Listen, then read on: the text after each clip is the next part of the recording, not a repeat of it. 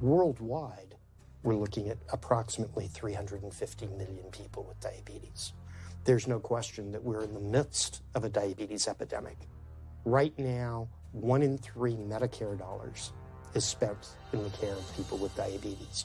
1 in 10 total healthcare dollars is spent on people with diabetes. There's no question that this is a major problem. What in particular is the correlation with the diet and diabetes? I'm not going to get into that. Into diet? No.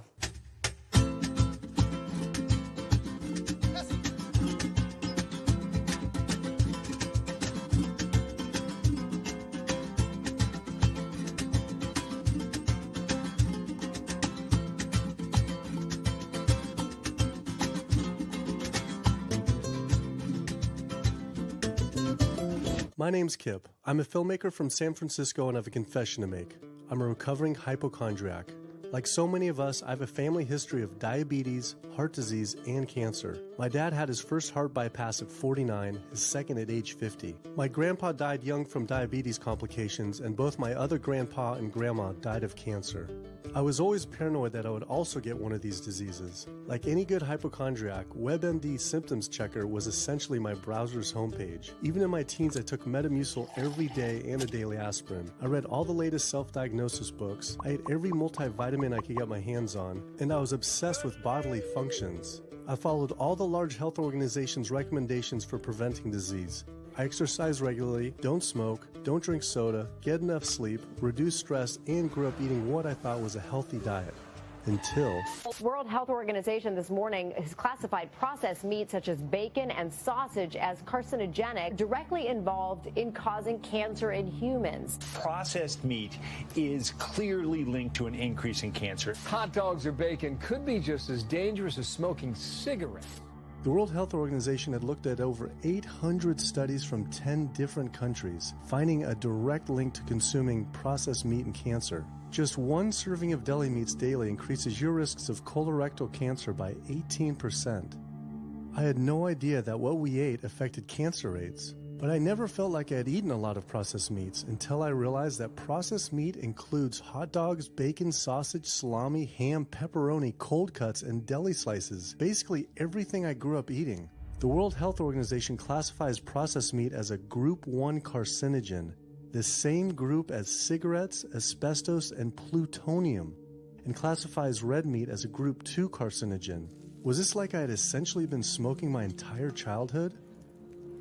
If processed meats are labeled the same as cigarettes, how is it even legal for kids to be eating this way? I thought this was new information, but many of these studies have been around for 50 years. I couldn't believe I'd been eating processed meats virtually my entire life and was just now finding out how dangerous they are.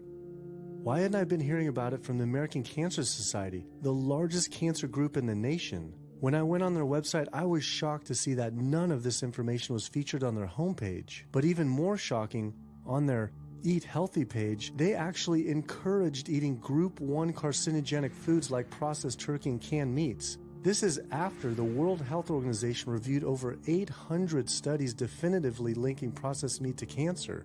Thank you for calling your American Cancer Society. My name is Sam. I'm a cancer information specialist. How may I help you today? Hi, I was calling because I was wondering why you all recommend people to eat processed meat on your website, which the World Health Organization has classified as a Group 1 carcinogen, which is in the same class as tobacco smoking, asbestos, and plutonium.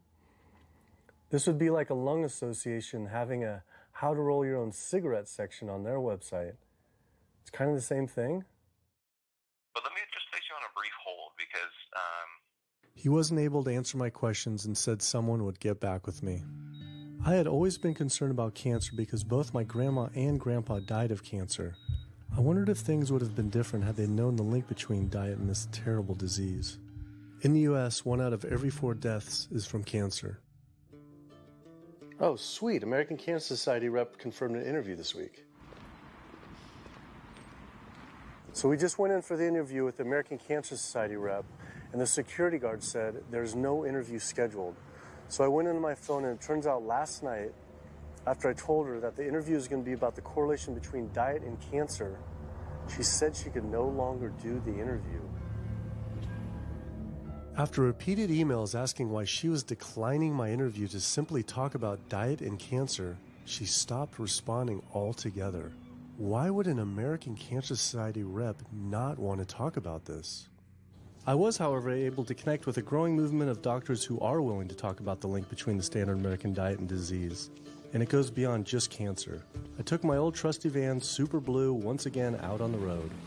2/3 of adults are now overweight or obese, and we have an epidemic cascade of debilitating disease that's overcoming the country. There's no way we can sustain the current style of care with the epidemic that we're creating with our diet and lifestyle choices. The diabetes, the arthritis, the heart disease, the dementia, the obesity, the cancers are affecting about 70% of deaths. All the data is that those 70% of deaths and morbidity are largely lifestyle related and preventable. Most kids by age 10 in the U.S. already have fatty streaks in their arteries, the first stage of atherosclerosis leading to heart attacks, strokes. Here in American medicine, we operate from the disease model.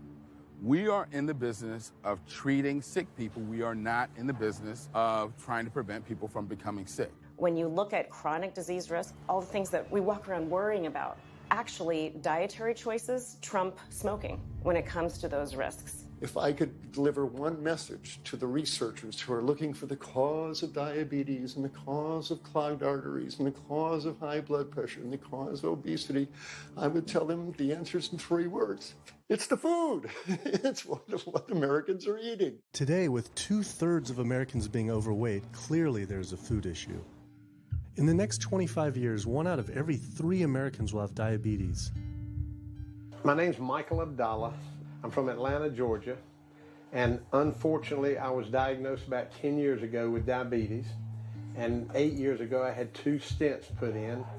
I don't know where to go, I don't know what to do. You're just like out of options, and you don't know what to do. You're taking medicine, you listen to this doctor, and the cardiologist says take this, and the endocrinologist says take that. Then your general practitioner doctor says you don't know what's going on here, and it's a real challenging thing, and it's something that you don't want to get.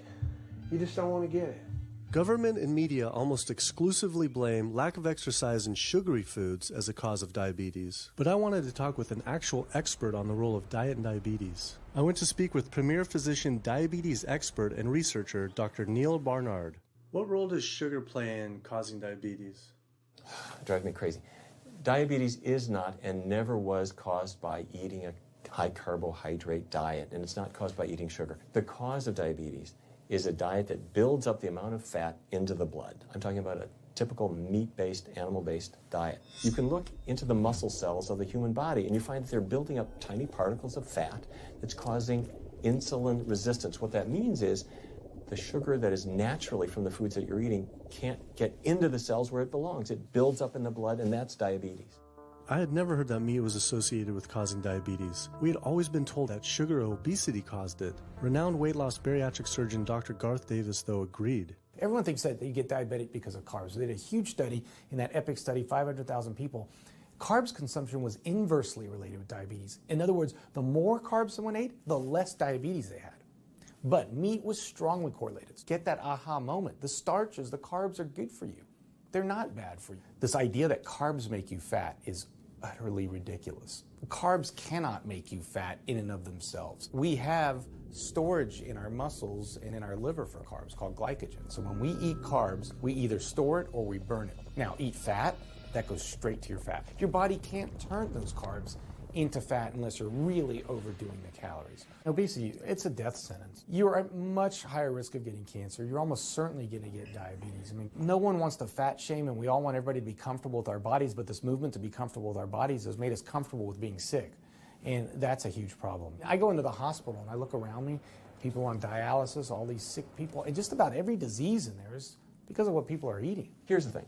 If I eat a sugary cookie, The sugar lures you in like the Trojan horse, but waiting inside that cookie is a huge load of butter or shortening, and that's what fattens you up, and that's the part that leads to the diabetes. It's the fatty foods, not really so much the sugar. It's not that sugar is good for you. There's no nutrients in it. It's excess calories. But when you eat sugar, you don't get inflammation right away. When you eat sugar, you're not getting plaques forming in your vessels. When you're eating sugar, your body's going to store most of it as glycogen or burn it as calories. And so this focus on sugar has taken all the focus off meat, dairy, eggs, pork, turkey, chicken. People need to understand, if their child gets diabetes, you've just taken 19 years off their lifespan. We're talking life and death. I realized there was so much more about diet and disease that I hadn't ever learned. It felt as if this information had been practically withheld. Processed meat causes cancer. Sugar doesn't cause diabetes. I had doubt about the claims these doctors were making, so I did some searching on my own. Harvard researchers looked at 9 prospective studies finding that just one serving of processed meat per day increased risk of developing diabetes by 51%.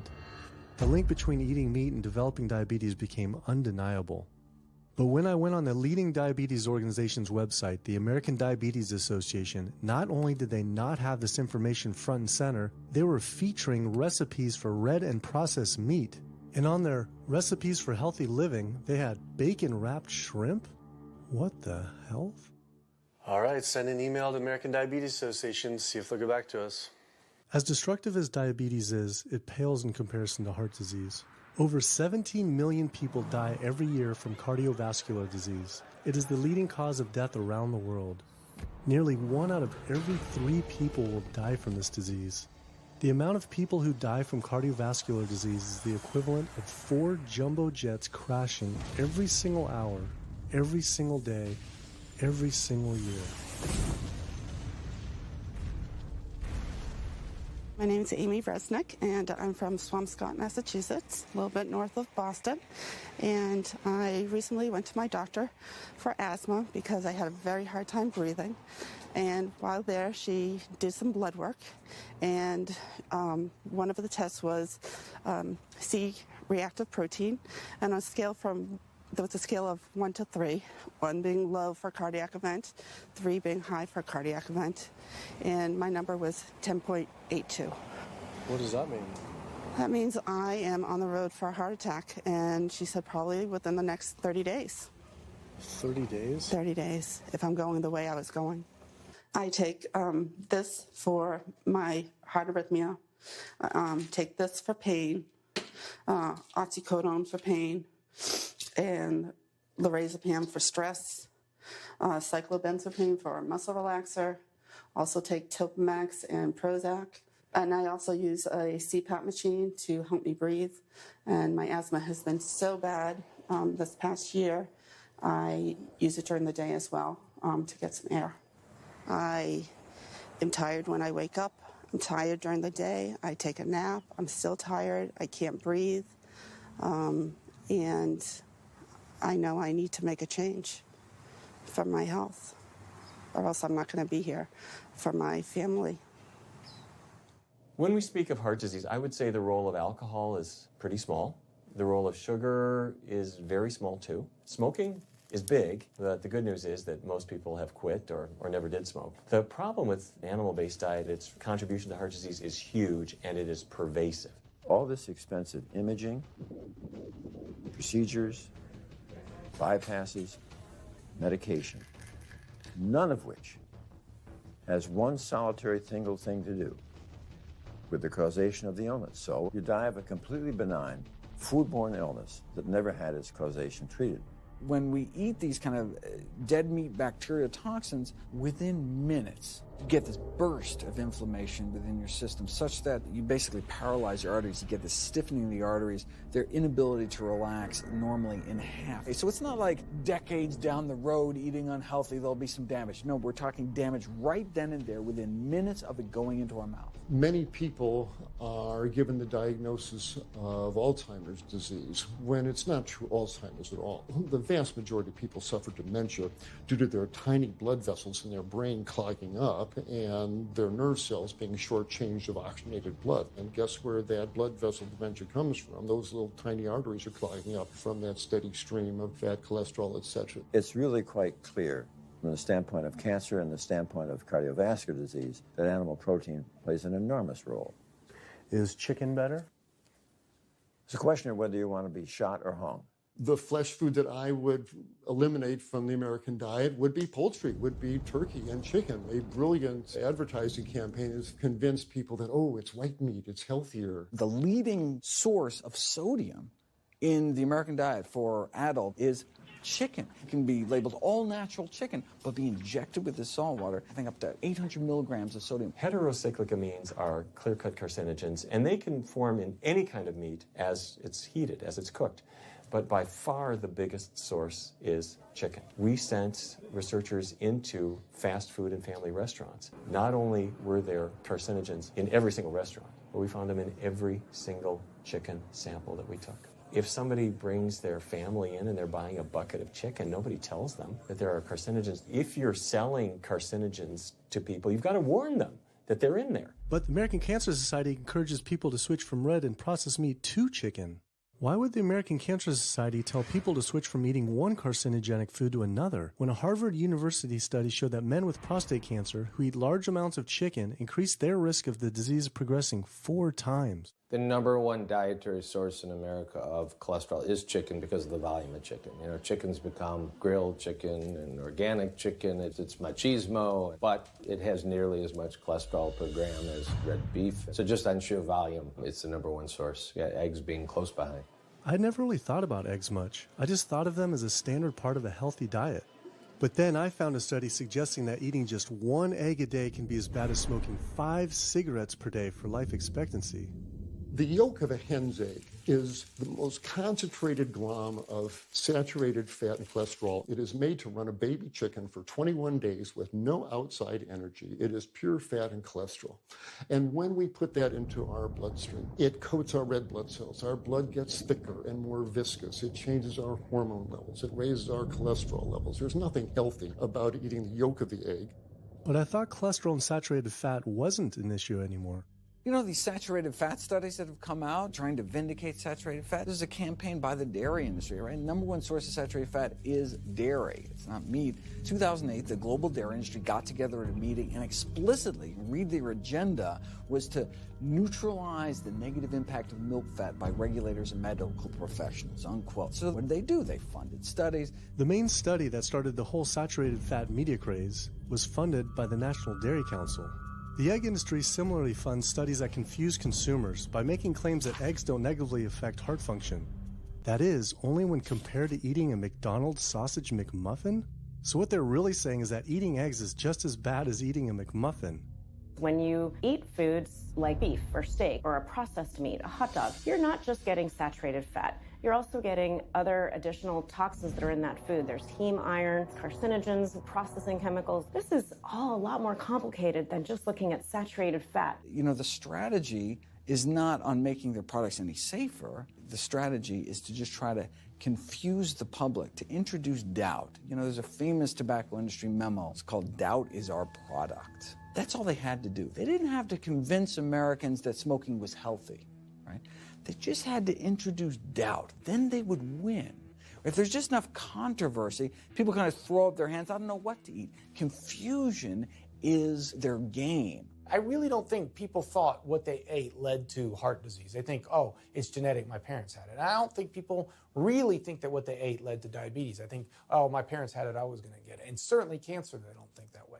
People have bad lifestyles that they've inherited environmentally. They've been exposed to a certain way of eating and living that they've carried on into their adulthood, passed on to their children. That is why they go on to develop the same diseases that their parents and grandparents may have had before them. But it is not inevitable. Even if you have a genetic predisposition, doesn't mean it's going to necessarily manifest. And what determines whether it manifests or not may be those epigenetic variables, the things that you can control, the environmental factors, the dietary factors, the lifestyle factors. So we can actually change the expression of genes, tumor-suppressing genes, tumor-activating genes, by what we eat, what we put into our body. So, you know, even if you've been dealt a bad genetic deck, you can still reshuffle it with diet.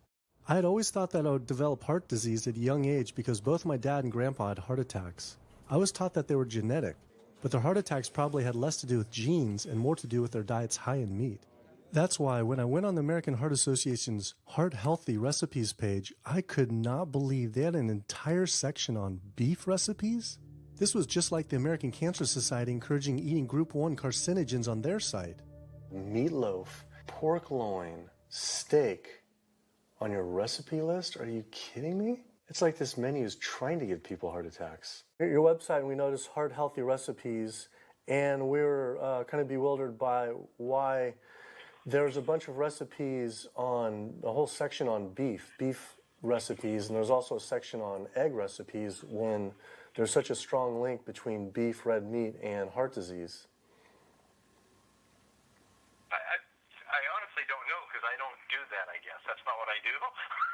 Another organization rep that wasn't able to answer my questions, but he said that he'd have someone get in touch shortly. I was, however, able to talk to the president of the American College of Cardiology, Dr. Kim Williams. So the American College of Cardiology is a 47,000 member and growing organization with a dedicated mission to reduce heart disease and to improve patients' lives. And if you look at the incidence of hypertension and diabetes and mortality in men, they actually get reduced as you go higher and higher in terms of how much you restrict animal products. What about fish? So fish is a little different. You've got the 4 worries, which is PCBs, mercury, saturated fat, and cholesterol. And the cholesterol is all over the place. You can hit tuna in water, that'll be almost less than a glass of milk, to salmon or tilapia, which is higher than a pork chop. If you look objectively at fish, what you find is they've become essentially mercury sponges. And that's why in many parts of the country they warn you, don't have more than so many of these fish a week because it's getting too much mercury can kill you. Fish are eaten by bigger fish who are eaten by bigger fish, and these pesticides and herbicides bioaccumulate in the fish flesh. And these big fish, including the salmon, which people think is the healthiest fish, truth is the amount of pesticides and herbicides in the flesh of these fish are shocking, and they have estrogenic and cancer-promoting properties in them. They'll say, well, but don't sardines have less concentration of toxic waste product than other ones? Something being less toxic doesn't make it healthy. It just makes it less toxic. Farmed fish is by no means healthier. All the antibiotics that these animals have to be fed, similar to chickens and turkeys kept in confinement. These fish get infections. They get fungal infections. They get bacterial infections. You've got to feed them antifungals, antibiotics, and these substances accumulate in the fish flesh as well. I always knew that pollution was bad for our health, but I had never thought about the environmental pollutants affecting food. Dioxins, being the most toxic man-made chemicals known to science, cause all sorts of things. They cause endometriosis, they cause cancers, they cause endocrine disruption problems. Most of your exposure, 93% of it, comes from eating meat and dairy products because it climbs up in the food chain so effectively. So you can get exposed to living near these incinerators and breathing it, but it'll take you 14 years to breathe in as much dioxin as a cow will ingest by eating the grass in one day. And that dioxin will accumulate in its fat, which includes the milk and the meat, and anyone eating meat or dairy products is going to get that dose of dioxin, so it climbs up the food chain every step. Men have no way in their bodies to get rid of dioxins, but women have 2 ways. They're both involving having a baby. One is that dioxin crosses the placenta into the growing infant, and the other is that it comes out from the breast milk. So if you have a meat and dairy consuming mother breastfeeding that infant, then the highest impacts of toxic exposure like mercury and dioxins will go to that infant. Pregnant women are told, certain types of fish should be avoided. But what about all these other animal products which are introducing, imagine as the fetus is developing, introducing these very harmful toxins which create reproductive abnormalities, developmental problems, and hormonal issues right as the child is developing, the most critical stage of development. It does make you worry when people say, don't you want to have a little bit of milk because you're pregnant? Don't you want to have some fish because you're pregnant? Who do you think is going to get the chemicals that are in that? All these environmental toxins and toxins from the feed that they're being fed accumulate in their tissues and are released into the mother and unfortunately to the child when you eat these products when you're pregnant. So this includes antibiotics, hormones, steroids in animal feed.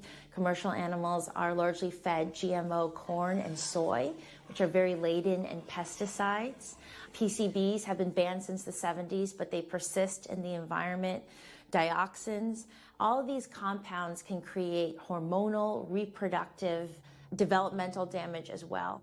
Eating organic beef, poultry, pork, or fish will not help you avoid contaminants like mercury, like dioxins, like strontium-90, because they fall out over all sorts of farm fields and water bodies, and they don't skip over the organic fields. And so really the contaminants are coming in regardless of how these animals are raised.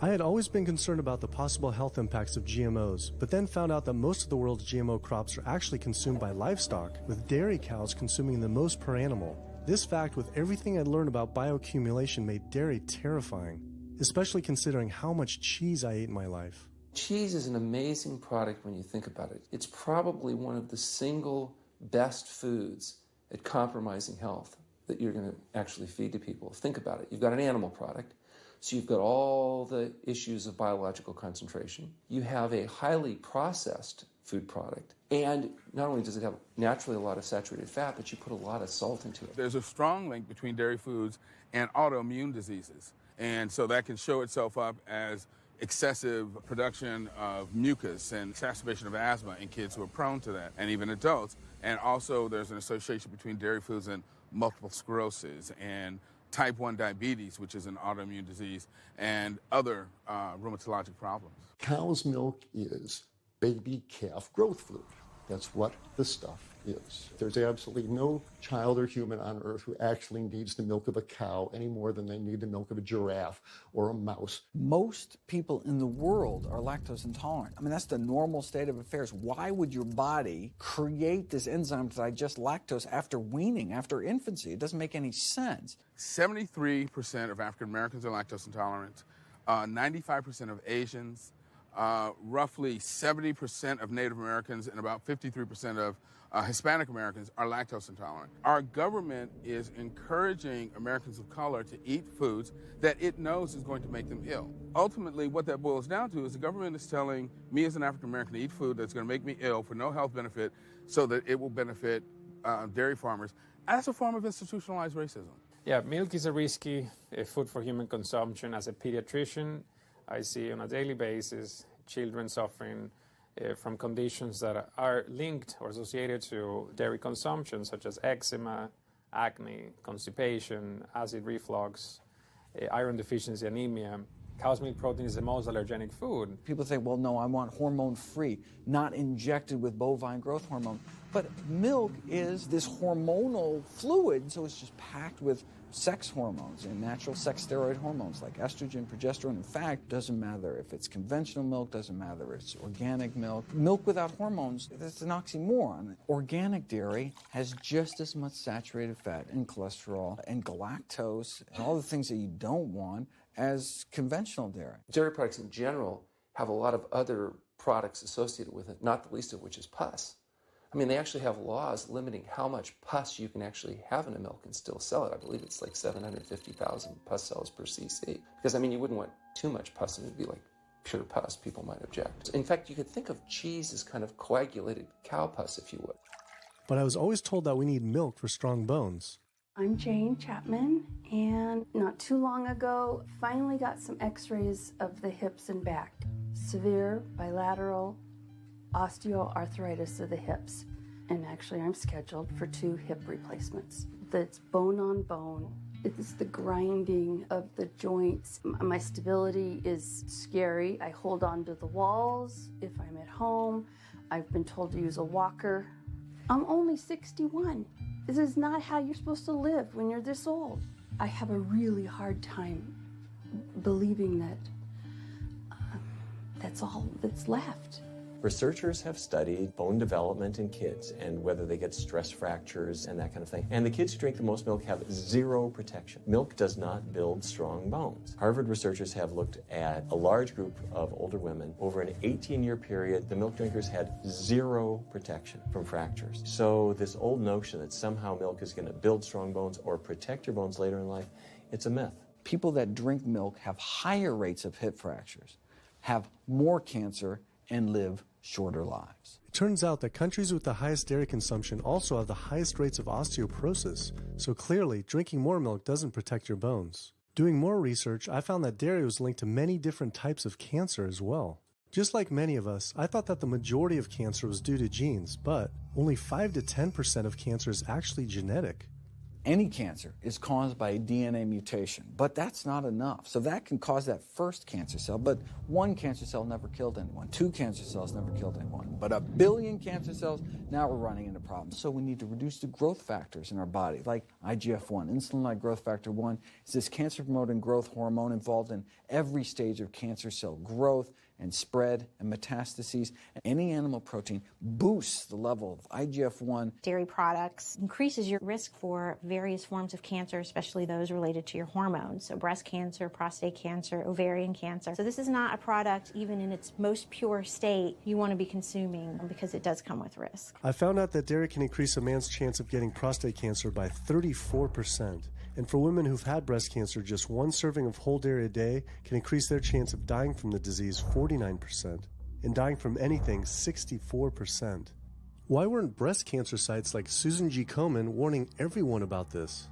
For calling Susan G. Komen, this is Jocelyn. How may I help you? So we're wondering why you don't have a huge warning about the dangers of consuming dairy on your website when there's a direct link to breast cancer. There was a study published in the Journal of the National Cancer Institute that found out women consuming dairy who has had breast cancer increases their risk of dying of breast cancer 49%. I was wondering why it's not on your website. We cannot answer these types of questions. Once again, another health organization rep saying someone else would have to answer my question. Rather than risk being stood up again, I went straight to the local Susan G. Komen chapter to see if they would answer my questions.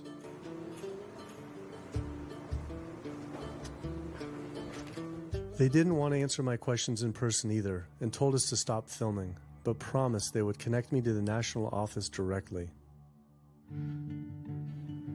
Susan G. Komen's Pink Ribbon campaign had done a lot to raise awareness for breast cancer, although it was confusing to see pink ribbons on dairy yogurt containers. Breast cancer can be prevented with a healthy diet and lifestyle, but we're not. We're talking about pink ribbons and putting all the money into research for the cure. I, for one, know that I would want my daughter, my mother, me, I want to focus on not getting to that point, and that's where I would like to see more energy and effort put. I had been a hardcore cheeseaholic virtually my entire life, despite the risks, but like so many others, I seem to have been addicted to it. It turns out that the casein protein, that's the main protein in dairy products, and particularly in cheese, it breaks apart in the human digestion to create what are called casomorphins, casein-derived, morphine-like compounds that go to the brain, and they attach to the very same receptor that heroin attaches to.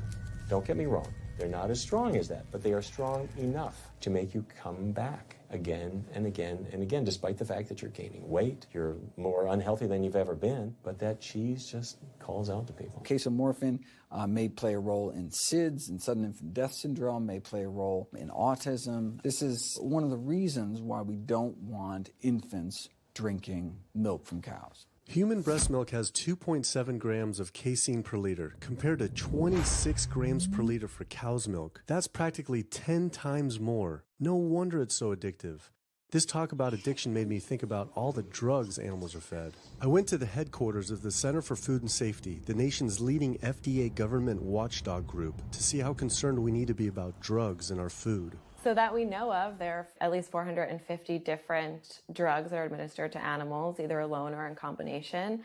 These drugs are given to animals for a variety of reasons, very, very few of which are actually beneficial to consumer health. We've got drug companies that work real hard to make sure they can sell lots of drugs to people raising cows, pigs, and chickens. The pharmaceutical industry sells 80% of all the antibiotics that it makes in the United States to animal agriculture. Antibiotic residues are found in meat, other antimicrobials are found in meat, there has been ractopamine found in meat, there's been hormones found in meat. So right there you're talking about 4 different drugs. It could be, in the same piece of meat.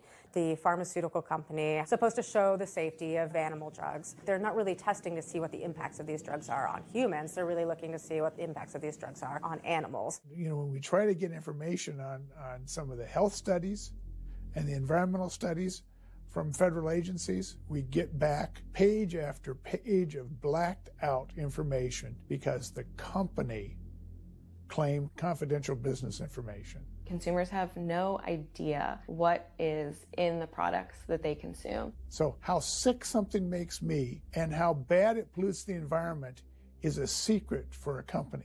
In the animal agriculture industry, as in the tobacco industry, these companies really have a vested interest in making sure that the public doesn't have information about their effects and what risks are really posed to consuming them.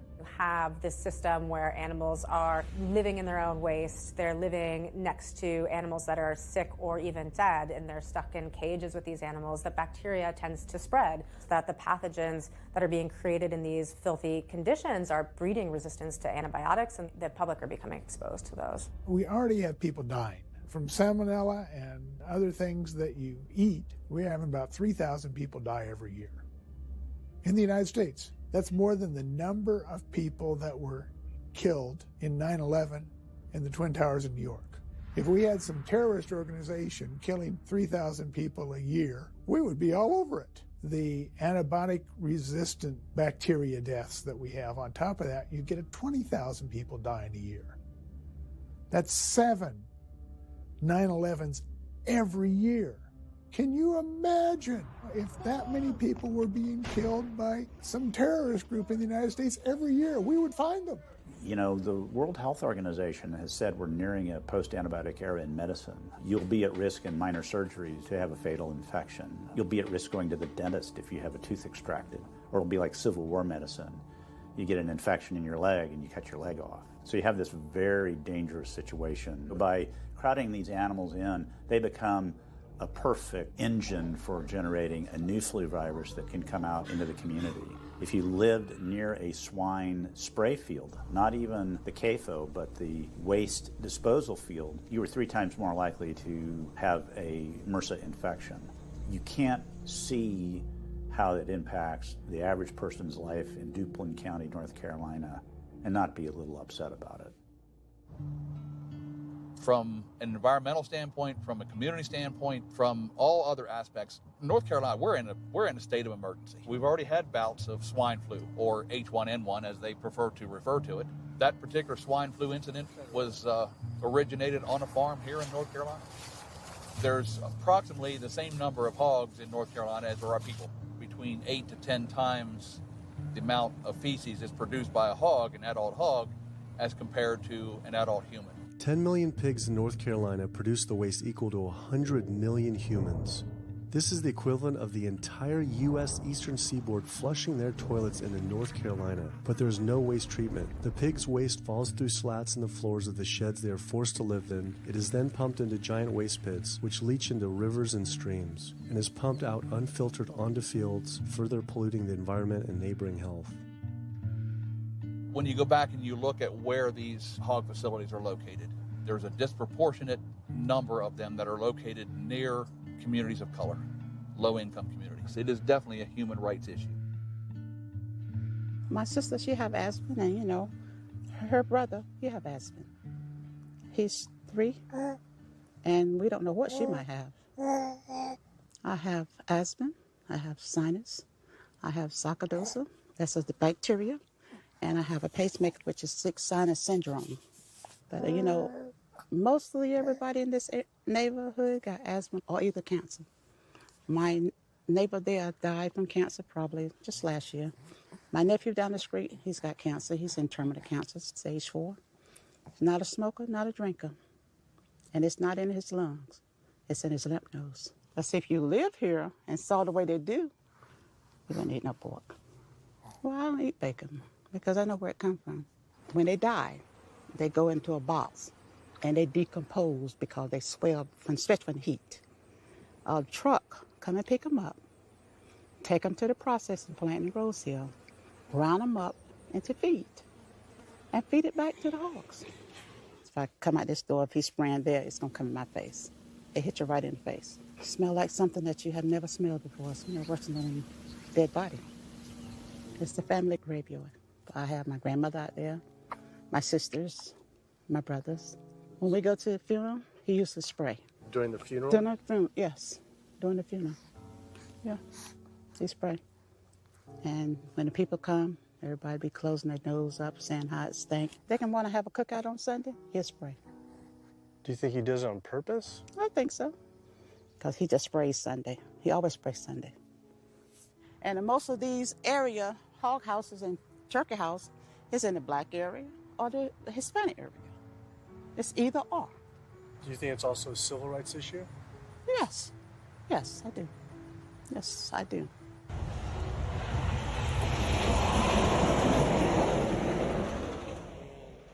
There have been times in the past that I have gotten ready on the Sunday, gotten ready to go to church and come out, and the smell was so strong that I had to go back and regroup because it got in my clothes and I just couldn't go to church smelling like hogs, you know. I just couldn't do it. So I don't think the government cares. They care more about cooperation than do people, individuals. And they're going to keep on. They're going to put more chickens in this state. This is the feast season. You're in capital of the world right here in North Carolina. My state. Look, there's a blue line stream right here come into my property almost, and the Contentney Creek right here. I've seen that blue line stream now filled with feces and urine from that hog pen, and they can say, well, we feed the world. They're not interested in feeding the world. They're interested in making money. You take the money away from them, they'll let the folks starve. Because if you want to feed the world, you can feed the world with more corn, using corn and wheat and stuff like that, and you can meat. Meat is a luxury item. When we're doing things that hurt other people, we're wrong. But a lot of good people will sit there and eat bacon knowing that it's causing someone else to be very unhappy. I woke up the next morning to find the Burden River had experienced another massive fish kill from the pollution running off hog farms. Tens of thousands of fish were washing up on shore. All this talk about health, I realized that I was only focused on personal health. But health started to mean so much more to me. It was about health of my family and our communities. I couldn't under good conscience support an industry that I knew was harming others. Pollution from animal agriculture isn't just an issue in North Carolina, though. Raising animals for food produces more greenhouse gases than the entire transportation sector. It is a leading cause of rainforest destruction, species extinction, ocean dead zones, and freshwater consumption.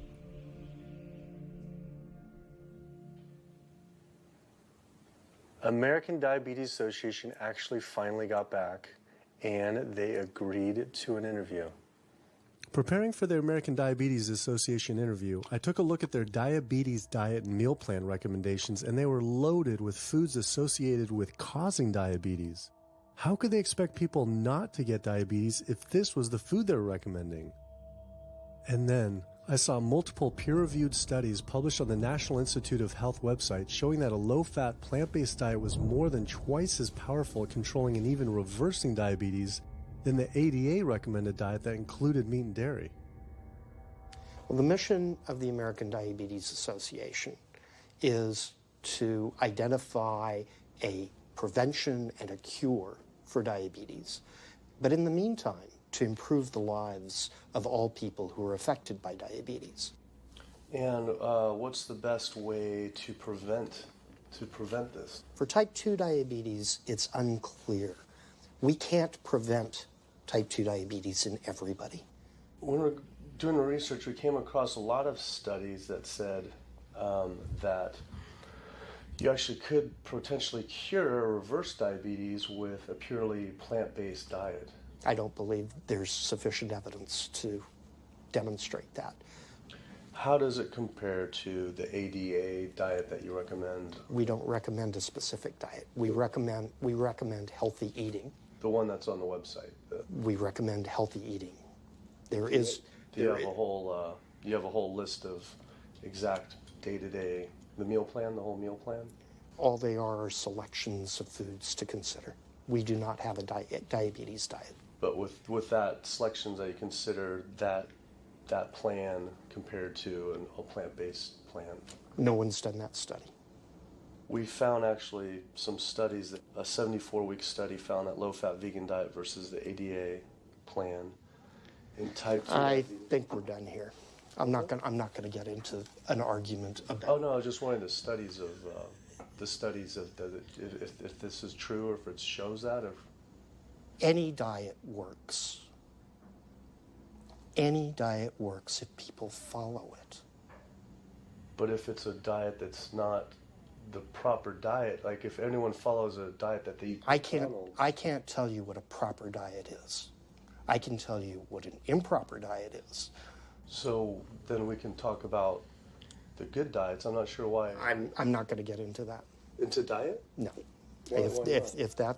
If that's where you want to go with this, I'm sorry, I'm not the person that you should be talking to. And why is that, though? If that's what you want to get into, I'm not the person you need to be talking to. Who do we talk to about diet? You can talk to anybody you want. But that's interesting, though. Why not recommend a diet? Because the data don't exist to support it. But if we see data that we looked up that supports it with, like, the NIH, in Europe, the European Association of Studies. We're done. I'm sorry. I'm not going to get into that argument with you. No, it's not an argument. I'm not going to get into the argument. Why is it an argument? It's just talking about in European study of diabetes and other places that have studies why. There are lots of studies. Why is it even an argument? There are lots of studies in the literature, many of which have never been replicated or, frankly, are wrong. That's why we do peer review, okay? The European Association of Study of Diabetes has been peer-reviewed? I don't know what study you're referring to, and in the absence of being able to see that study, I'm not going to comment. I could show it to you. I'm sorry, I don't have the time for that. I just don't understand why it's an argument, though. Okay.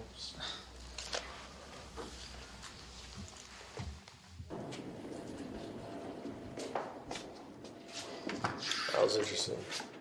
What he wanted to talk about was people living longer with diabetes. But once you mention eliminating diabetes or prevention, oh, whoa, now you cross the line. Prevention and cure, whoa, let's not go there. Not only did Dr. Ratner, the chief medical officer of the American Diabetes Association, not want to talk about diet, but the fact that he had such an emotional reaction to my question made it feel I was digging into something that he didn't want uncovered. I had always thought there was no prevention for type 1 diabetes, but then I did research and came across countless studies referencing the link between exposure to dairy at a young age and type 1 diabetes. I mean, this is a food made for baby cows. Cow milk protein gets into the bloodstream, and the body says, hey, this isn't supposed to be in the bloodstream. It makes antibodies to the cow milk protein, which then attack the pancreas and destroy the pancreas. How is this possible that ADA wouldn't have this forefront on their website? Why wouldn't they be warning all parents about this, even if there were only a slight chance? Why were they recommending people to actually eat these foods linked to diabetes?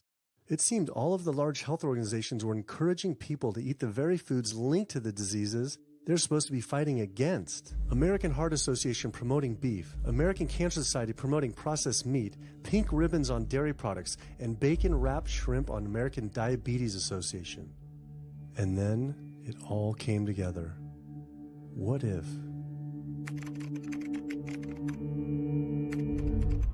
And there it was. The American Diabetes Association was taking money from Dannon, one of the world's largest dairy yogurt producers, Kraft Foods, makers of Velveeta processed cheese, Oscar Mayer processed meats, Lunchables processed kids meals, and Bumblebee Foods, makers of processed canned meats. American Cancer Society was taking money from Tyson, one of the world's largest meat producers, and Yum Brand, owner of Pizza Hut, KFC, and Taco Bell. Susan G. Komen was supposed to be fighting breast cancer, was corporate partnering with KFC, Dietz Watson Processed Meats, and Yoplait Yogurt. And the American Heart Association was probably the most disturbing of all, taking hundreds of thousands of dollars from the beef industry, poultry, and dairy producers, and millions from fast food and processed food manufacturers. Every single one of these organizations was taking money from meat and dairy companies that are associated with the causes of these diseases. This would be like the American Lung Association taking money from the tobacco industry. I was sick of not getting answers, so I went to the headquarters of these organizations myself. We have to speak to someone in person. There's millions of people dying from the foods that they're recommending people to eat.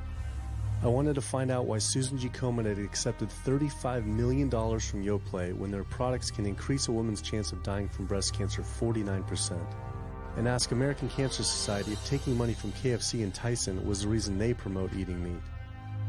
But every one of these organizations declined to be interviewed.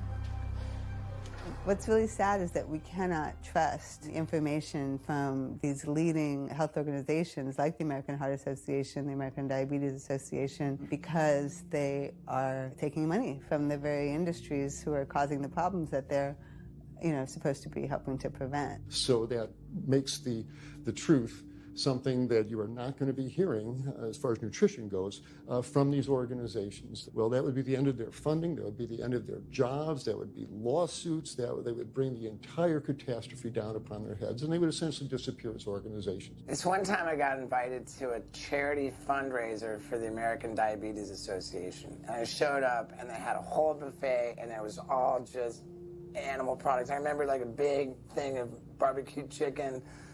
And I was like, I stormed out. I said, like, serving chicken at a diabetes event is like serving alcohol at an AA meeting. It just doesn't make sense.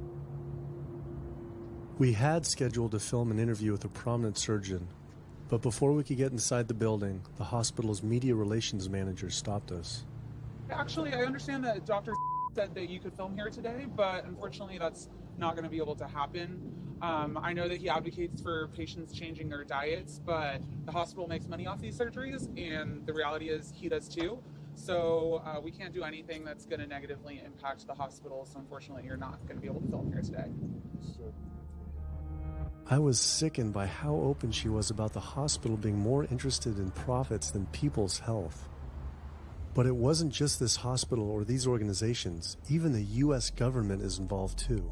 Every 5 years, the U.S. Department of Agriculture creates dietary guidelines for Americans. The committee who writes these guidelines has been made up of individuals who have received money from McDonald's, the National Dairy Council, the American Meat Institute, the National Dairy Board, the National Livestock and Meat Board, the American Egg Board, Dannon, candy and sugar companies, Coca-Cola, and Anheuser, just to name a few, which means we are getting our dietary recommendations from the very industries that are killing us. And when the USDA, makes a pyramid or a power plate every 5 years for the American public, they're going to guarantee that on that plate are going to be foods which, when consumed, will result in millions of Americans perishing. The USDA, which is supposed to be protecting us, has two missions. It's supposed to protect us, and it's supposed to protect the producer. And guess what? When those two come head to head, they usually choose the producer. In internal documents uncovered by Dr. Greger, the USDA admitted that eggs cannot legally be called nutritious, low-fat, part of a balanced diet, low-calorie, healthful, healthy, can't say it's good for you, or even safe. Yet they still promote these products to the American people through federal checkoff programs. If you ask somebody if they've heard of the checkoff program, the odds are they haven't, although daily they are seeing the messaging that these programs produce. So checkoff programs are responsible for the messages that we see on TV, on the internet, on bus billboards and magazines that say things like, milk, it does the body good, or milk life, beef, it's what's for dinner, pork, be inspired, the incredible edible egg. The dairy checkoff program gave $12 million to Domino's to just market cheese-heavy products. And this is the USDA, this is the government. If you've seen those ads for the Pizza Hut pizza, the stuffed crust, or a pound of cheese, those are all government advertising schemes for the industry. How can we put more cheese on beef? How can we put more milk in a coffee? Things like that to just drive consumption of these just unbelievably unhealthful products. So McDonald's, for instance, has 6 people staffed full-time, according to records we've found, whose salaries are paid for by this government program, but funded by the producers who are regulated by it. And these 6 people sit there at McDonald's headquarters and just come up with ideas. Triple cheese decker McCheese muffin stuffed bacon cheese slider? With extra cheese? Yes. You don't think of it on a day-to-day basis that these are government programs. The Wendy's bacon double cheeseburger, government program. The steak fajita at Dunkin' Donuts, government program. You would just never think that this just pure garbage from a food standpoint is coming from a federally funded program. That's one of the things that makes checkoffs so incredibly creepy, is that it is our government telling us, eat more beef, drink more milk, eat more cheese, eat more pork. One of the very effective ways that the dairy industry promotes its products is to reach children because kids are impressionable, they're going to be consumers for their entire lives, and you might as well get them while they're young. So dairy spends at least $50 million promoting its products in public schools throughout the country with posters with people with milk mustaches and messages like milk, it does a body good, or milk life. Targeting young people, right? The tobacco industry had to keep replacing their customers who are dying with new customers. The meat industry knows they have to target young people. That's why we have these foods in schools and marketing messages at a younger and younger age for kids to get hooked on all the wrong kinds of foods. So there's all kinds of parallels. School districts where processed meats are all over the place. Maybe it's going to be bacon on the menu, sausage, hot dogs, or a pepperoni pizza. Any of those things are processed meats, and those are pretty much the worst of the worst with a direct link to colon cancer. And yet you have every day in the schools meal items with processed meats. If the Surgeon General puts warning labels on tobacco because of their cancer risk, why aren't the same warning labels on meat? Based on the publicly available data, we know they spend at least $557 million promoting their goods through checkoff programs. We know that they spend at least $138 million lobbying Congress. We expect that they spend a good deal more than that in figures that simply aren't publicly disclosed. The industry's lobbying power is so strong that they can create laws and push through legislation that doesn't benefit Americans in any way, such as ag-gag laws that criminalize whistleblowing or photographing abuses by this industry. Activists in the U.S. can be charged as terrorists for disrupting the profits of any business that uses animals under the Animal Enterprise Terrorism Act, to the even more ridiculous ones like cheeseburger laws. A cheeseburger law is a law that says a plaintiff cannot recover against a manufacturer, distributor, or retailer on the theory that the food made the plaintiff obese or caused an obesity-related disease. Cheeseburger laws are a direct response to a problem that the tobacco industry has had. Big Tobacco has paid $400 billion to state Medicaid programs. Cheeseburger laws proponents say, we don't want to see the same kind of thing happen to the meat and dairy industries. The fact that these laws are based on a model template called the Common Sense Consumption Act is actually ironic, because what they're saying is you, the consumer, should have the common sense to know that our food is bad for you. I've often typified the meat industry to people who maybe don't understand its power and reach, as it's got all the money of big tobacco and big pharma, and it has the personality of the National Rifle Association. So any little thing that comes up, man, they beat it to death. Robert Martin wasn't exaggerating. When the profits of the egg industry were threatened by egg alternative company Hampton Creek Foods, extremely disturbing emails were uncovered by Ryan Shapiro and Jeffrey Light. We uncovered documents demonstrating the American Egg Board considers Hampton Creek, quote, a crisis and major threat to the future of the American egg industry. The American Egg Board considers a successful egg replacer company to be such a threat that they joke on their government email addresses about murdering the CEO. In internal government emails with the heads of the egg industry, they suggest having the CEO of Hampton Creek, Josh Tetrick, murdered, including a menacing email from the executive director of the American Egg Board.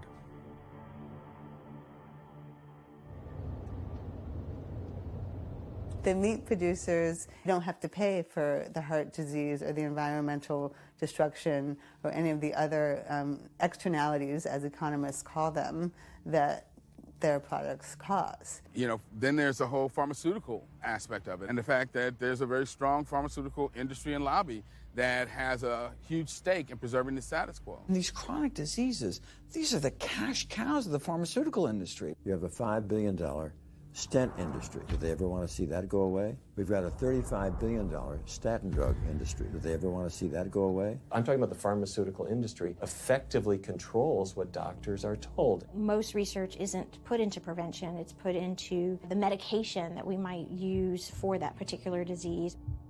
I'm on 2 different high blood pressure medicines, 6 asthma type medicines, even after 4 years of shots. And then another medicine to help take care of side effects from some of those medicines.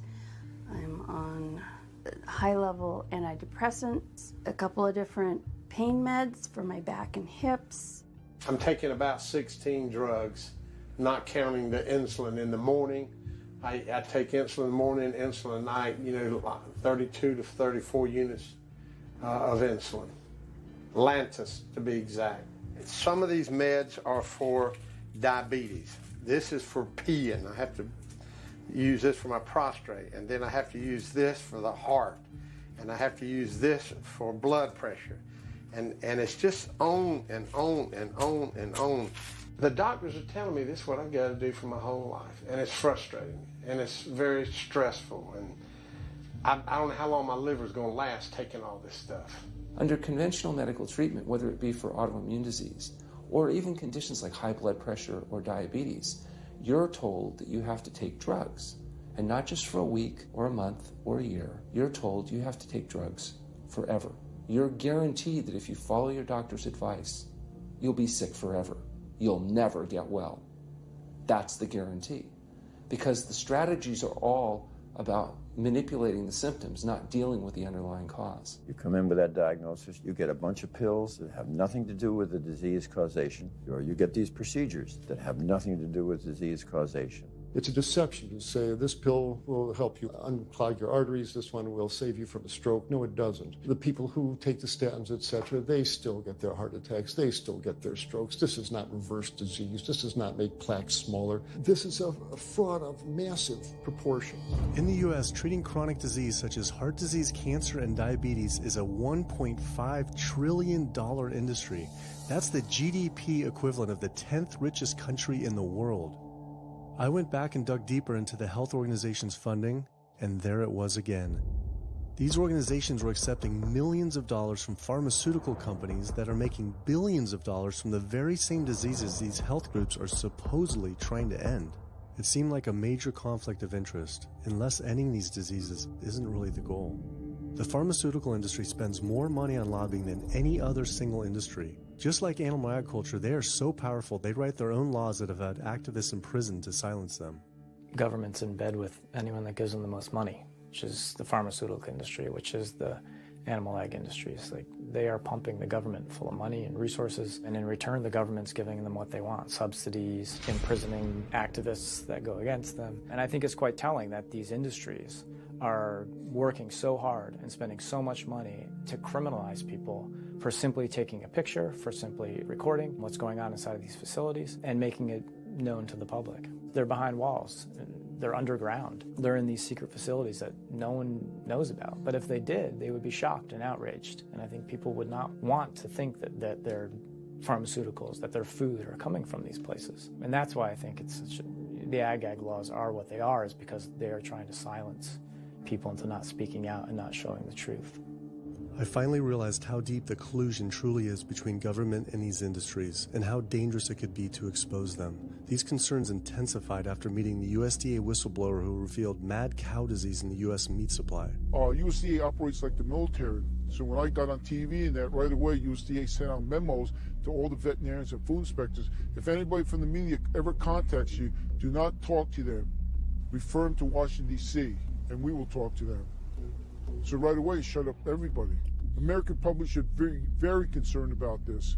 What's going on with USDA? Here in the United States, we have at least 4 cases of mad cow disease, but I'm almost positive there's more cases than that, but the government isn't looking for it. So what you're saying is that there could be already mad cow disease in humans. Right, and I think a lot of it was misdiagnosed. With the Alzheimer's or dementia, it takes several years, you see the progression, but to make it easier, these doctors just sign off on it as dementia or Alzheimer's without actually taking a biopsy of the brain to see if it's that, or is it actually a prion disease like Creutzfeldt-Jakob disease or mad cow disease. Do you think it's safe to eat meat? I personally don't think it's safe to eat it because of the fact how the line speeds are increasing, and also our inspectors are not well trained enough. At the present time, the line speed now is going about 220 cows an hour. That gives you about somewhere around 4 cows per minute, so that's 15 seconds per cow. These dangerous slaughter speeds means that animal waste ends up everywhere. Testing shows 88% of pork chops are contaminated with fecal bacteria, 90% of ground beef, and 95% of chicken breast sample contain animal waste bacteria. There is nothing clean about eating this way. But it just isn't waste, it's also pus-filled infections. You can see there's a bump or some kind of abscess underneath the hide. Most of the time when the hide's pulled off, Either that will open up the abscess and the pus will come out, or if it's deep-seated, when the inspectors are doing their work or the company employees, they might stick their knife into an abscess and it explodes all over the place. I had heard enough. I was utterly disgusted by the corruption, the greed, the disease, and the abuse I was learning about. The very animals we were killing us and the planet. But so many people eat meat and dairy every day of their lives, and we are so concerned about getting enough protein. Do we have to eat meat to get complete protein? Oh my God. Oh my God. You want me to jump off this building, don't you? Well, first of all protein is made by plants. I'll state that again for the record. All protein is initially made by plants, all of it.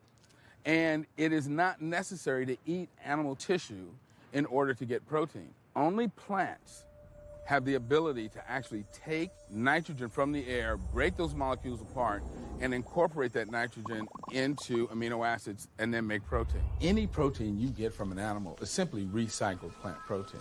If you ate a diet that was calorically adequate, and even things like brown rice and broccoli, and you got enough of it, you'd get enough both quantity and quality of protein. 2,000 calories of brown rice and broccoli is going to be about 80 grams of protein a day, including the essential amino acids that you need in order to maintain optimum health. I mean, grains are loaded with protein. Beans are loaded with protein. Vegetables are loaded with protein. You really want to get your protein from plants because plant proteins have a much more beneficial effect on our physiology. The funny thing about protein is most Americans get about twice the amount they need.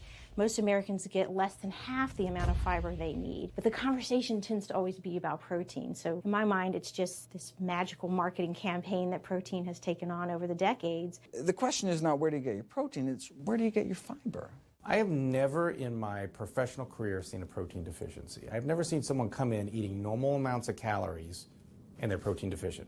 You just don't see that. So human milk has the lowest protein content ever in any species ever tested. I mean, that's the fluid that's been designed by evolution over millions of years. And that's just like the perfect food for human babies, right? Perfect food, lowest protein content any other mammal. And so it gives a sense of kind of protein requirements for anything. So look, then rat milk, ape milk, donkey milk, any milk has ever been tested. And you hear this a lot in bodybuilders. They're like, well, I need, chicken, or I need fish to be, to be strong, to build muscle tissue. That is utter nonsense. The largest, strongest terrestrial animals on the planet are all herbivores. The biggest, strongest animals are all herbivores. When we bring in people and they're on meaty diets and we transition them to a plant-based diet, we always track what they're eating. Their vitamin intake goes up. Their nutrition overall goes up, dramatically better. And these same people might worry in advance, will I get the nutrition that I need on a plant-based diet? The fact is, you're not getting the nutrition you need on a meat-based diet, and you're going to get dramatically better nutrition on a plant-based diet. For an average-sized guy like myself, I need about 56 grams of protein a day. That's optimum. Probably I really need 30 to 40 grams a day. Diets that are really high in these protein create diabetes, create heart disease, create cancer, create the diseases that I'm treating on a daily basis. But this is the opposite of what all the high-protein diet fads say. The food you eat determines the bacteria that live in your gut. While you eat animal flesh every day, you are summoning up bacteria that eat carnitine. And those bacteria will turn that carnitine into a molecule called trimethylamine. Your liver then turns that into trimethylamine oxide. That's a molecule from hell. That molecule drives cholesterol into the artery walls. And the people who are consuming this flesh-based diet are contributing to plaque building up. They may lose weight on this diet, and that's good. But what's happening inside your arteries, paleo friends? What's happening is that plaque is building up, and these are the folks who drop dead at the gym at 39. Boy, he was lean and he looked really good. But where is that cholesterol going? It's going into your artery walls. So I believe these paleo folks are setting themselves up for an epidemic of clogged arteries, colon cancers, autoimmune diseases. This is not a healthy diet. We are not carnivorous apes. Humans' closest living relatives are chimps, who get 97% of their calories from plants and the remaining 3% mostly from insects. Comparing the anatomy of true omnivores like bears, who eat both meat and plants, to frugivores like primates, who eat almost exclusively plants, the differences are pretty clear. Frugivore teeth have flat molars for chewing plants, where omnivore teeth are serrated for stabbing and tearing flesh. Frugivore jaws can move forward and back and side to side. Omnivore jaws cannot. Omnivores have much stronger stomach acid for digesting meat compared to less acidic stomach acid of frugivores. The intestines of frugivores is 9 times their body length compared to 3 times for omnivores. This is because meat will putrefy in the gut unless it is moved through quickly. If humans were indeed true omnivores, we would need to change our physiology and appearance quite a lot. But we fit every requirement of a frugivore. We may behave like omnivores, but anatomically, we're frugivores. Human beings, unlike bears and raccoons, and to some extent dogs, don't have that mixed anatomy and physiology that you see in the true omnivores, and thus we are not true omnivores. In humans, the canines have become really small and rounded and actually function like accessory incisors. They're utterly useless for ripping and tearing anything other than an envelope. So the idea that the mere presence of the canine somehow means that we're supposed to eat meat is silly. He was right. I always thought my canines were for meat, but what kind of animal could I actually kill and eat raw with these tiny teeth? The thought alone was disgusting. I mean, everybody loves a smoothie made with fruit and even some vegetables, but if you think about putting a fish or a piece of beef in a blender and grinding it up, the thought is absolutely repulsive. All these diseases I had learned about were from eating a diet our body wasn't designed for. What would happen if we started eating a diet our body actually was designed for? The data is crystal clear that you can stop and reverse heart disease with plant-based diets, scientifically shown. I've seen it in my own patients. People who adopt low-fat plant-based diets can actually reverse their heart disease, and that literally means watching the plaque start to go away, something they didn't think could happen. My experience with patients is, and those studies show, that when people adopt a fully plant-based diet, their cholesterol levels plummet within a few days. And if you do blood tests in a couple of weeks, you'll see dramatic improvements. Yes, your numbers are going to look great within a week or two. Your cholesterol can come crashing down. In fact, if you're on medications, your doctor may have to pull off your blood pressure medication so your blood pressure don't drop too low, because it can work too good. Like that, the side effect is not having to take drugs. In a groundbreaking study published by Dr. Esselstyn following patients suffering from cardiovascular disease, 99.4% were able to avoid major cardiac events by going plant-based. Because it's not just heart disease. It's hypertension, it's diabetes, it's strokes, it's heart attacks, it's several of the autoimmune diseases, lupus, asthma, GERD, osteoporosis. I mean, there's a multitude of diseases, even rheumatoid arthritis. It can be so dramatic. When you see these poor souls with just absolutely crippled with rheumatoid arthritis go plant-based, then they come off their medication. I wanted to follow up with Jane Chapman, who had been suffering from severe osteoarthritis, and I could not believe what I saw after only a few weeks of fasting and changing her diet. So it's so amazing. See, like this only a few weeks later. I know. From going from the walker, needing wheelchair assistance at the airport, to strolling down the street, enjoying the fresh air, the sunshine. 2 weeks. It's all it took, 2 weeks to get off all the meds and start to feel the inflammation just kind of drain out of the body, where the movement was much easier. Just a lot of healing occurred very, very rapidly just by doing the right things for your body. When you're treating diseases with drugs, you know, there's one drug you take for cholesterol, a different class of drugs you take for high blood pressure, different class of drugs you take for diabetes. But with diet, a plant-based diet affects all these diseases, one diet to kind of rule them all. The impacts of eating this way go far beyond ourselves. By getting rid of heart disease alone, we would save up to $48 trillion in the USA, 3 times the US GDP. Conditions like high blood pressure, you don't have to take the drugs the rest of your life and be sick forever. What you can do is live in such a way that it gives the body a chance to heal itself. We took 174 consecutive patients with high blood pressure, and 174 people were able to lower their blood pressure enough to eliminate the need for medication. For inflammatory bowel disease like Crohn's, the best remission rates ever achieved through plant-based diet. MS, multiple sclerosis, the best results ever achieved compared to any medical, surgical, any kind of intervention was a plant-based diet. You can see that with every sequential reduction in animal products, people live longer, they have less heart disease, they have less cancer, they have less diabetes. You can actually take human cancer cells, you put them in a petri dish, and you can drip the blood of those eating vegan, get about 72% suppression in human prostate cancer cell growth in vitro. They wanted to try this again with women and breast cancer. So they said, let's see what a plant-based diet can do. After just 2 weeks, their bodies cleaned up. You drop their blood on the same carpet of cancer cells. You can clear off the whole plate. This is after just 2 weeks eating healthy, which raises the question,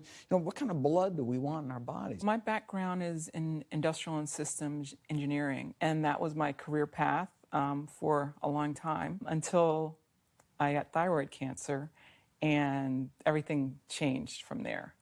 I decided that I wanted to try alternative methods and treatments rather than have surgery and have my thyroid removed, which meant I'd be on medication forever, and I didn't want that. I just started reading how a plant-based diet can heal the body, and it has worked for so many people. So I immediately just switched to a completely whole food plant-based diet. After a year, the cancer was completely gone, and my thyroid had shrunk to normal size, and I was completely free of that.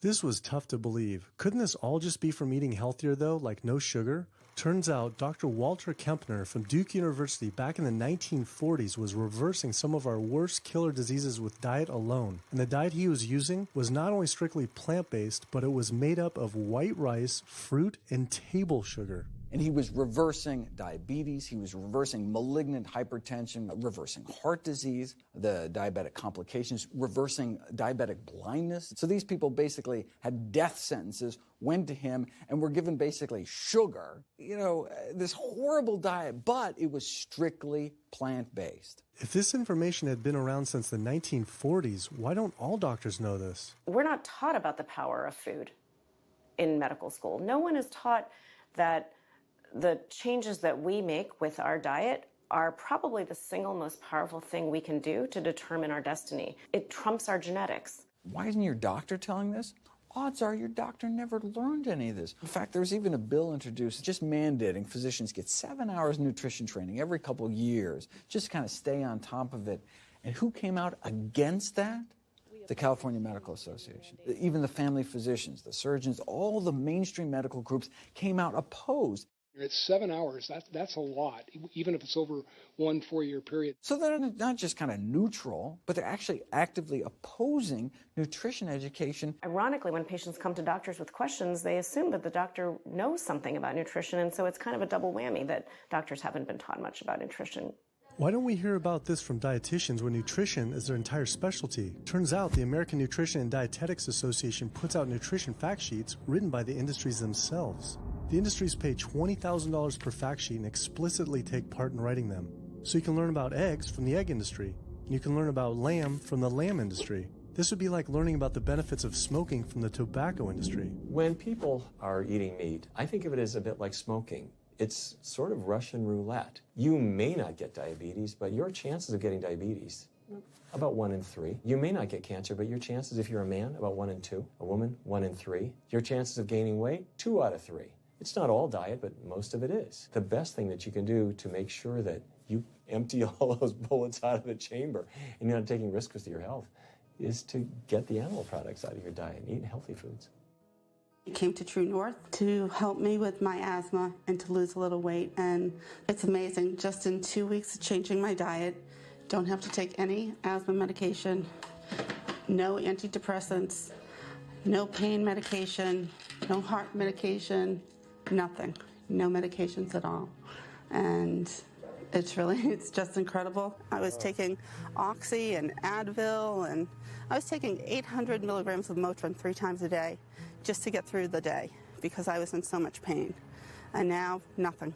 Wow. Nothing at all. 2 weeks. 2 weeks, So 14 days. All that medication are completely off. Completely off everything. It's just been so frustrating to me because I went to so many different doctors for help, and I tried so many different medications to help me with my asthma, and nothing helped, and I was stuck on the couch for the last 10 months, unable to breathe. And now in 2 weeks' time, 14 days, I'm off my medication, and I can breathe, and I feel good, and I can walk. My life has changed, and it only took 2 weeks of a whole plant-based diet. That's incredible. Yeah.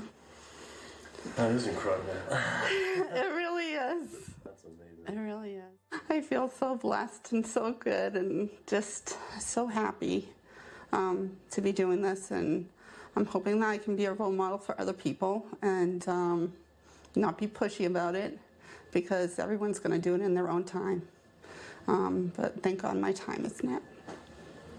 So. Thanks. Thanks.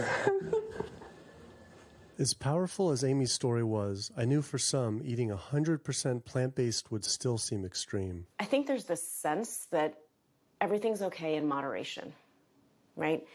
But we haven't seen that moderation works. There really isn't a study that shows that by eating meat and eggs in moderation, you can actually turn your heart disease around and get better. But I know people who've given up meat and they felt sick. Yeah, it's unlikely that anybody's symptoms are caused by a dead, decaying flesh deficiency. The lack of highly processed animal food products in the diet is not going to be associated with the causal factor about why they're sick. There is going to be a reason why they're not feeling well, but that's not going to be one of them.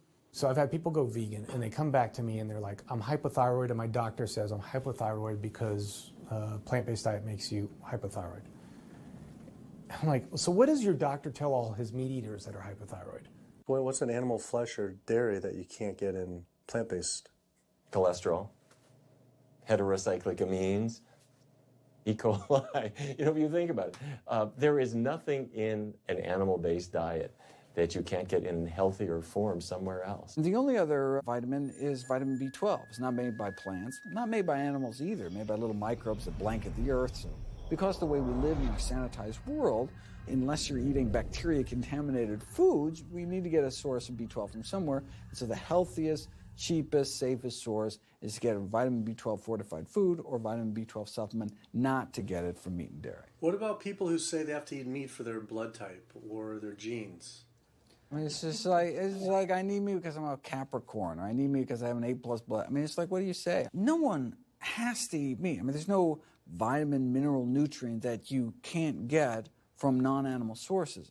Valentine's Day, I decided to go vegan and give up all meat, which was never in my thoughts in a while, million years, but I've heard so much success from people that are vegan. And so I gave up all animal products whatsoever. I've lost 29 pounds. I've been able to cut my meds in half. I've been able to cut my insulin in half. And now I'm going for the moon. I'm going to cut it all out. In the last 6 weeks, we've just had 3 grandchildren. And my ugly face is going to be around to see them graduate from high school and college. I'm going to be here. My mission is to let everybody know you do not have to suffer from diabetes and cancer and heart disease because someone in your family had it or because the doctors are telling you this is what's going to happen. You can take charge of your health and have a positive outcome just like I did. The reason I'm so committed to this is, my grandmother had diabetes, and I didn't know what I know now about healing the body. And if I did, I feel like she could have lived at least a few years longer. And so it's in her honor that I do what I do. Because I could save someone else's grandmother, aunt, uncle, father from that, So I'm excited about getting the message out there.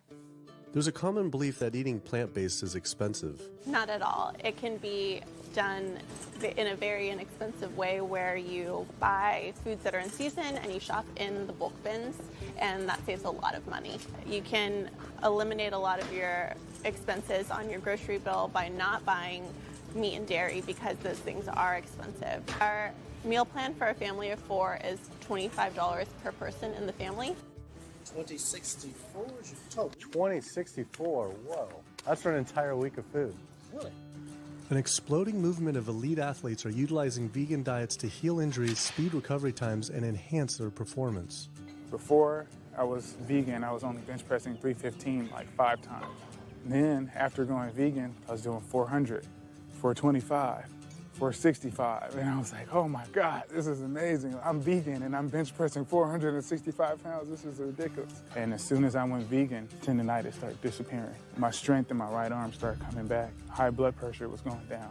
You can't be strong and be dying on the inside. That's not strong. That's weak. That's really weak because yeah, you look big and strong on the outside. Yeah, big man.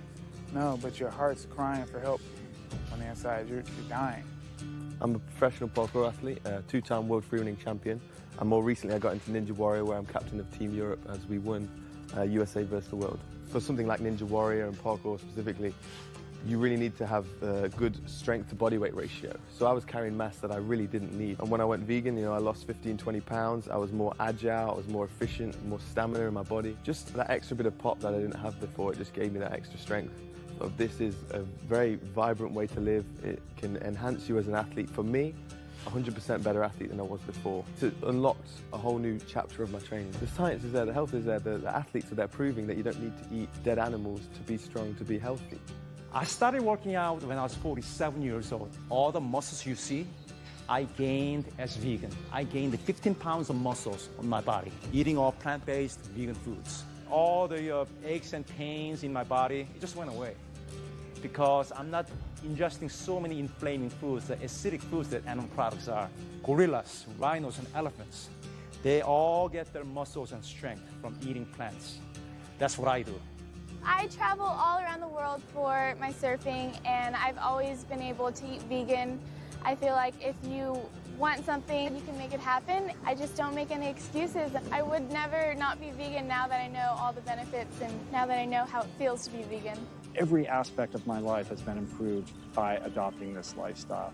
I feel better, I perform better athletically, I sleep better, my energy with my kids is better, my focus at work is better, everything is better. My skin cleared up, kept myself trim for 9 years now doing this. All I can tell you is that I felt and I continue to feel better than I ever felt before.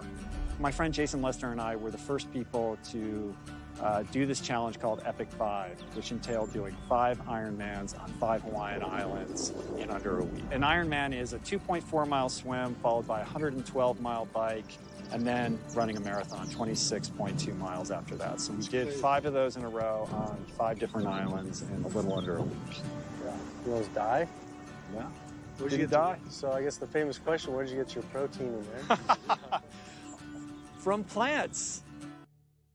Like so many people, I was looking for excuses not to change my diet. But once I finally did, I felt liberated. Within days, I could feel the blood running through my veins with a new vitality. Within weeks, I felt a transformation throughout my entire body and mind.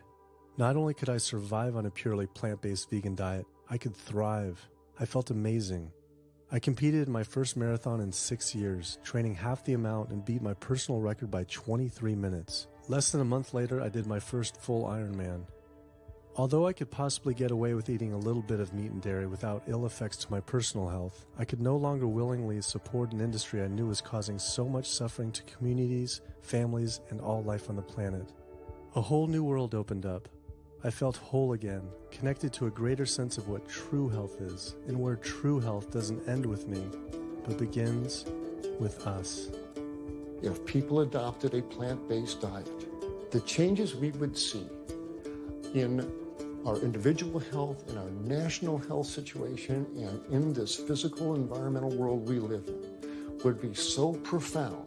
I mean, today, you can say, I'm not going to eat that stuff anymore. It's one thing that I can do myself personally to make a difference. It will give you a greater sense of well-being and happiness when you know that, one, you're not destroying your health every time you sit down to eat, you're not promoting cruelty, and you're not damaging the earth. I don't want my gains to be at the detriment of the planet of other things. And yet, I'm not weaker, I'm stronger. That's the beauty of it. When you're altruistic, when you make choices for the greater good of others, it comes around, benefits me as well. It benefits us all. Studies show that we can not only survive, but we can thrive. I just feel this is a great way to live, not harming other beings when we can be healthy and happier. I love it. It's a great life.